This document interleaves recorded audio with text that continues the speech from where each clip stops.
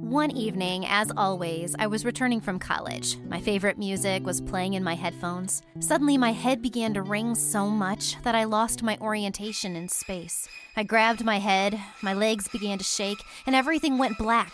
I fell on the ground and apparently passed out. When I woke up, I was already in the hospital. There was no one around me, which was strange. The doctors were not guarding me at my bed and reacted to my seizure calmly for one reason. Thanks to the medical card, which I was always carrying with me, they had already been aware of my disease. This disease is quite rare, and because of it, I might lose consciousness a couple of times a month, sometimes even more often, just like that day. In other words, I'm used to waking up in hospitals. Living with this illness is very difficult. For example, I might get hurt if I fall. There were times when I woke up without my belongings and my phone. Someone had stolen them. I also never go out during winter because I'm afraid of losing consciousness and freezing to death. In general, it sucks. The doctors at the hospital patched me up and told me to be more careful in the future. Yes, I would gladly do so. But how? I was already leaving the hospital when one of the doctors ran up to me. He handed me a business card and told me to call the phone number on it. According to him, in this place, I could be helped with my disease. Since the disease did not allow me to live a normal life, I firmly decided to call the indicated number as soon as I returned home. But before calling, I decided to look for information about this place on the internet. Strangely, my query didn't return any results. I was already beginning to doubt whether it was worth messing with these guys. Lost in thought, I looked out the window. Little, beautiful snowflakes were falling outside the window. Winter was just around the corner. I loved and hated winter at the same time. My illness did not give me a chance to enjoy this time of year, and it was precisely the unwillingness to be locked up for several months that made me, nevertheless, dial the number indicated on the business card. A stern voice in the receiver told me the address, and the next day I went there. The building was located on the outskirts of the city, far from my house, and it was very inconvenient to get there. I even walked a couple of kilometers on foot. Approaching the large iron gate, I saw the guards. They asked me to introduce myself and inform who was waiting for me. They found my name on the list and finally let me in. The place looked more like a prison and not like an innovative scientific center, specialized in incurable diseases. I decided that perhaps their treatment methods were so unique that they should be kept in the utmost security. The scene inside the building cleared up all my doubts. I saw dozens of people in white coats and some kind of mysterious equipment. The same doctor from the hospital came up to me. He praised me for my courage and trust in them and promised that from that moment my life would change. He seemed very nice. Dr. Archer, that was his name, brought me to the other patients. It seemed that there were about 50 of them. The same as me, each of them suffered from some serious illness and dreamed of being free from it. The doctor spoke into the microphone, and everyone present heard his voice coming from the speakers. He said that the medicine we would be taking was experimental. This did not exclude side effects. He paused, obviously expecting a reaction from us. Side effects? Well, that's something new. The patients in the room began talking loudly. Someone headed towards the exit. I decided to stay. I no longer wanted to be hostage to my own disease. There were only 7 volunteers left. Archer brought us some papers that needed to be signed. I read the text, and there was nothing suspicious about it, just a standard remission of claim. I calmly put my signature down. The doctor explained that for the next few days, we would be undergoing various tests and have some samples taken. This would help to understand whether the medication would be effective in our case. He invited us to go to our rooms. I did not expect that I would have to stay here for a long time. However, when I saw the room, I was pleasantly surprised. All doubts were cleared up. It was excellent. For the next few days, various professors and scientists took blood from us, and for some reason asked us to take tests to identify the level of our intelligence. We were even put in some sort of centrifuge, similar to the one in which astronauts train. It was almost the same, only slightly smaller. I was hoping that the overloads for us would also not be so serious. One morning, Dr. Archer knocked on my room. He said that there was news for me and the other patients and asked to follow him. Archer gathered all the remaining volunteers and said that unfortunately, not all of us had passed the test, only 2 out of 7 people. He opened the folder and read the names. The first name he announced was a young guy with whom I had already made friends, Peter Green. He came here because of his heart problems. At this point, I already began to worry. After all these endless tests, I really didn't want to go home with nothing. Dr. Archer adjusted his glasses and suddenly said my name, Julia Thatcher. I took a step forward, barely restraining the urge to rush to the doctor and hug him, but I managed to cope with my emotions. The doctor explained that we would be staying, and the other volunteers had to leave. People started protesting because they also wanted to get this wonder medicine. But then the guards entered the room. Seeing them, the volunteers reluctantly began to leave the premises. There were 3 of us left. The doctor took us to another room. He assured us by explaining that they had to send away those people because the medicine could have caused severe side effects on them. But our test results showed that the risk of getting a side effect was only 1%. After these words, we sighed with relief. The doctor opened some safe. I saw many mysterious test tubes and 2 syringes filled with some kind of glowing green liquid. Archer said that now all our sufferings would come to an end. We approached the doctor. He gave injections to Peter and me by slowly inserting the vaccine. When he started injecting me with this green liquid, I felt an intolerable itch in my eyes, as if soap had gotten into them. Peter, on the other hand, was acting strange. His look became somehow wild, and he suddenly rushed at the doctor. Luckily, the guards came up in time, and Peter was taken out of the office. Doctor said that all of these effects were temporary and recommended that I go to my room to rest and recover strength. I did as I was told. However, one of the guards, for some reason, walked me all the way to the room and locked the door with a key as soon as I got inside. Dr. Archer came to see me again in the evening. I complained to him that I was not feeling well and said that I wanted to go home. The doctor was no longer as friendly as he had been. He did not comment on my words in any way and instead began to ask me questions. Archer asked how my eyes were. I replied that they seemed to be burning. The doctor smiled, and suddenly his face changed. He jumped up from the chair and started insulting and threatening me. He said that I was just a laboratory rat and would never get out of here again. I was shocked. Finally, I realized how stupid I had been to voluntarily arrive at this evil clinic. Fear, anger, and resentment were so strong that I could not help bursting into tears. But the doctor, seeing me cry, started laughing. Several salty drops fell on the floor. I noticed that they were greenish in color and suddenly burned through the floor. They seemed to be very poisonous. Archer was clearly pleased with what he saw. Without a word, he left the room. I noticed that he had come to me on his own. There was no guard at the door. Several questions bothered me. What happened to me? Why were my tears burning my eyes and literally burning everything around? And was it true that I would not leave the walls of this strange place ever again? My head was aching unbearably. There was no strength left in me. I tried to sleep. When I woke up in the morning, I decided to leave the room and found out that the door was locked. In a panic, I started banging on it with my fists. The door flew open, and there was Dr. Archer with 2 guards standing in the doorway. Mad with anger, I rushed to the doctor with my fists, but one of the guards pushed me away. "You're a liar!" I shouted. "Where is the lie here?" the doctor asked with a smile. He showed me the documents in his hands. It was the agreement where I put my signature not so long ago. "Here is your consent to conduct experiments. Conditions have been met. The medicine worked. You no longer have to be afraid of suddenly passing out. But I must confess I have cheated a little," he added, grinning. "I left you with Peter, not because you were the only ones with minimal risk of side effects, but because the medicine was supposed to affect you in a special way. Your side effects are very unusual and would be very useful for our organization. Your tears contain the strongest poison. For you, this poison is safe, but for others, it is deadly. This poison is the newest, most sophisticated chemical weapon, and its traces cannot be found." The doctor said that Peter also showed some abilities, but they were absolutely useless for the organization.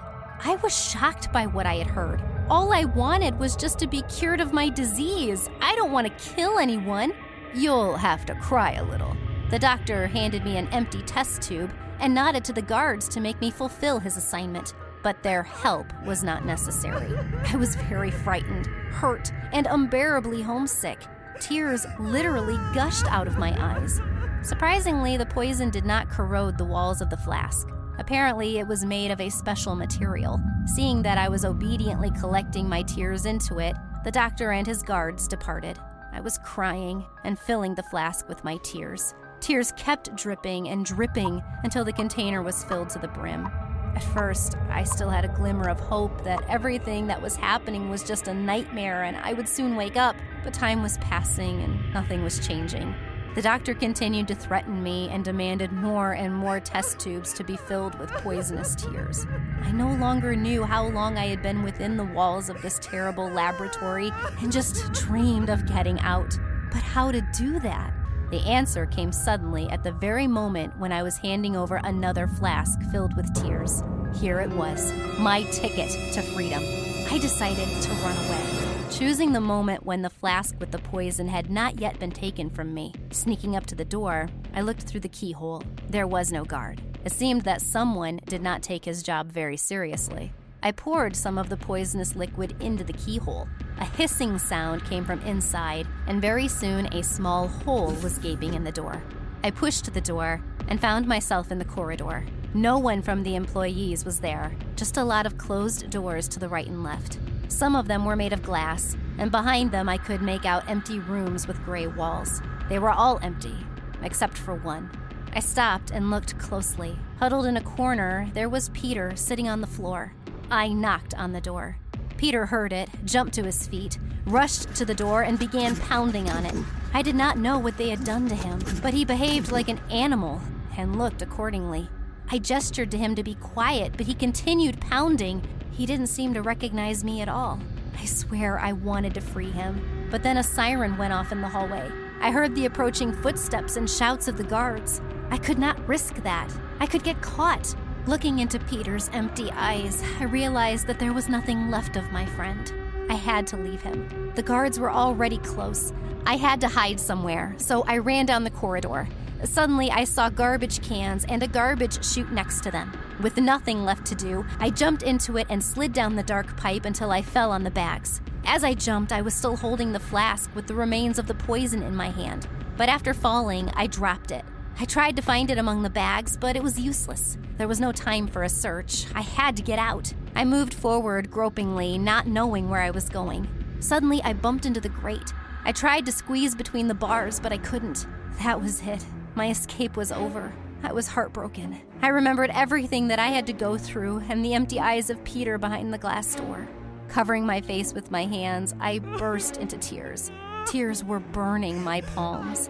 And suddenly it struck me. Tears. Well, of course. I put my hands, wet with tears, on the bars of the grate. The metal hissed as tears began to eat away at it. I managed to burn out a small hole in the bars. I was able to squeeze through it, but the guards would never have been able to do so. To my great happiness, I soon found myself on the street.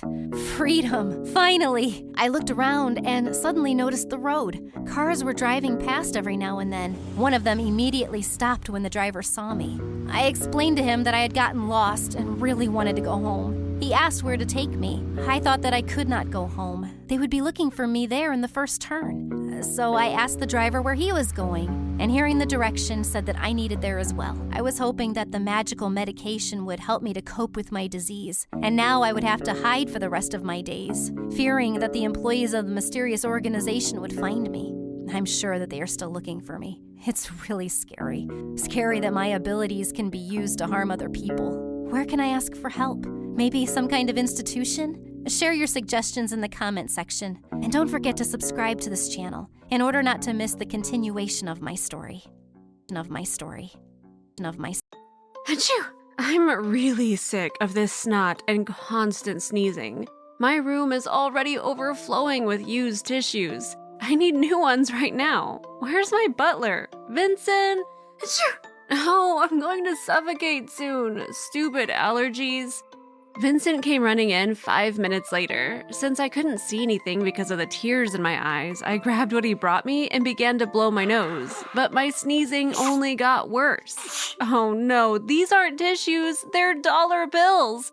I threw them at the butler and yelled at him. But Vincent calmly replied that I was the one who ordered him to replace all the paper products in the house with money. True, it's just that when I suddenly became rich, I started throwing money around and using it for other purposes. For example, I would use money instead of a napkin to wipe my mouth after eating. I often like to wipe my face after washing with fresh bills. Once I even asked him to replace the water in the pool with money, and I swam in it all evening. Vincent even stood nearby and showered me with dollars from above because I wanted more and more crisp banknotes. And in the evenings, I would get together with other rich people in my mansion and throw money around. How? We had special toy pistols that we didn't fill with water or pellets, but bills. And then we ran around the house and fired them at each other. It's so fun. I love money, and I love to spend it even more. I love doing all the silly things with it that only the rich can afford to do. But now I have to avoid all dollar bills because something terrible has happened. I developed an allergy to money. Hi, I'm Sophie, and I want to tell you all about it. At one point, I went to school in a dirty and cramped bus and watched with envy as the rich kids drove up in their cool cars and threw money around like it was nothing.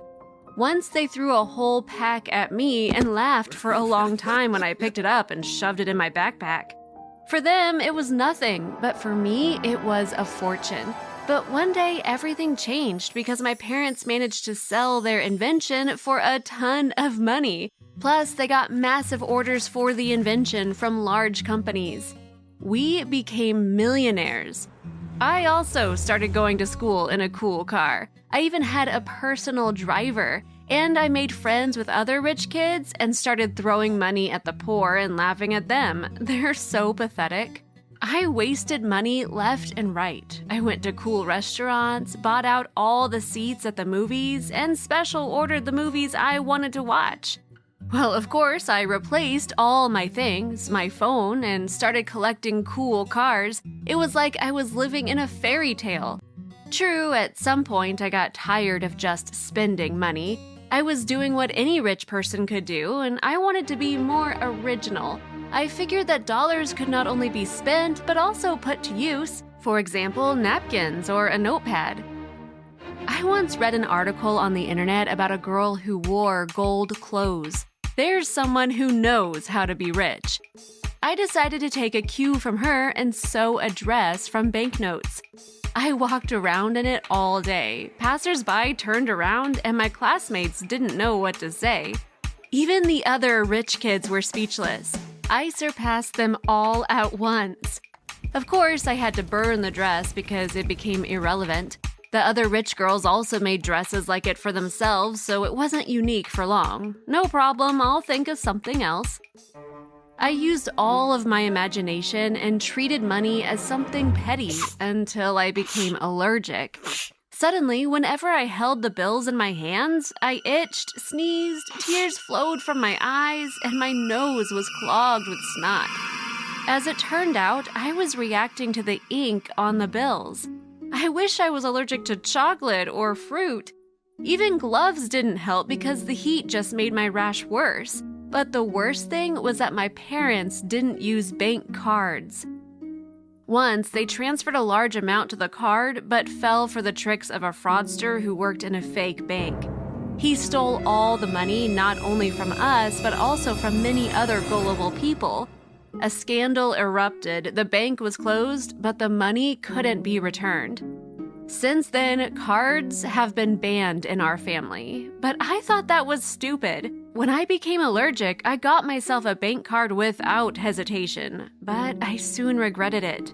Since I didn't really care about money, when I went to buy something, I agreed to all the points of the agreement, stupidly clicking on all the checkboxes. I didn't even read the reviews of the online store where I ordered a new laptop. As a result, I was left without a purchase and without money, since the card was wiped clean. Then I had to lug a sack full of change everywhere I went. It looked so cringe, and people laughed at me. At school, every other person made stupid jokes about me. Someone even threw me pennies because the bag made me look like a beggar. At some point, I got so angry that I used this heavy bag to hit my most annoying classmate, and he passed out. People started to panic. Even I was worried for him. He was taken to the hospital, and I was expelled from school for my behavior. Even the money that my parents offered the principal didn't fix the situation, and I had to leave. In honor of this event, people from poor families had a party, which I learned about from the school chat. I don't know why, but it pissed me off, and I wrote a bunch of insults in the chat, after which I was banned forever. Well, so what? I wasn't nearly as bothered by that as I was by my allergies. I still couldn't take hold of my money because I had a nasty rash. I had to give up a lot of entertainment because of this. Now I swam in a regular pool, used regular napkins, and even wrote on regular paper. But the most painful thing was getting rid of money origami. I'd been making paper Marvel characters for so long. Realizing that this couldn't continue, I went to the hospital. There I was told that the allergy was curable, but it would take a long time. I didn't want to wait, which led to terrible consequences. I was prescribed a small dose of medication, but I decided that there would be nothing wrong if I increased the dose, so instead of 1 pill a day, I took 3. And this led to the fact that I couldn't go to my new school, and here's why.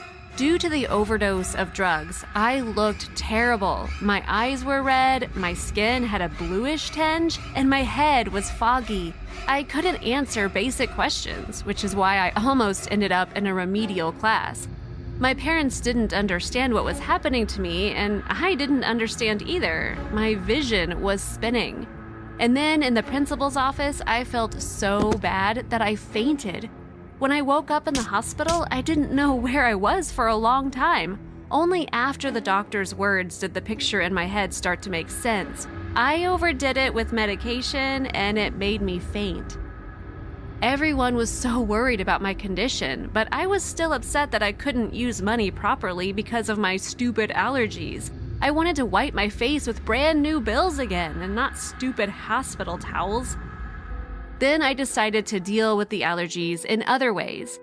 On the internet, I read an article about this cream that helped a lot of people. I immediately ran to the store for it. True, I had to stand there for an hour while the sellers slowly counted the change that I dumped.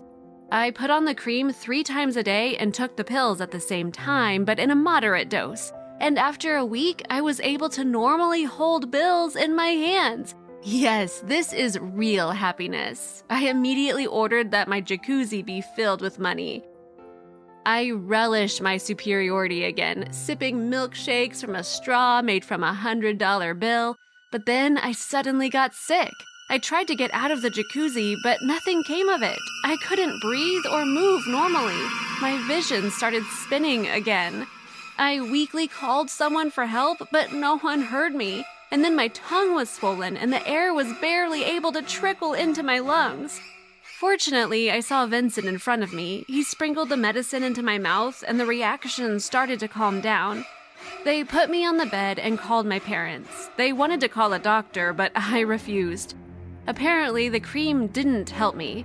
When my parents left, I ordered Vincent to quietly get rid of all the tubes of the cream since it had almost killed me.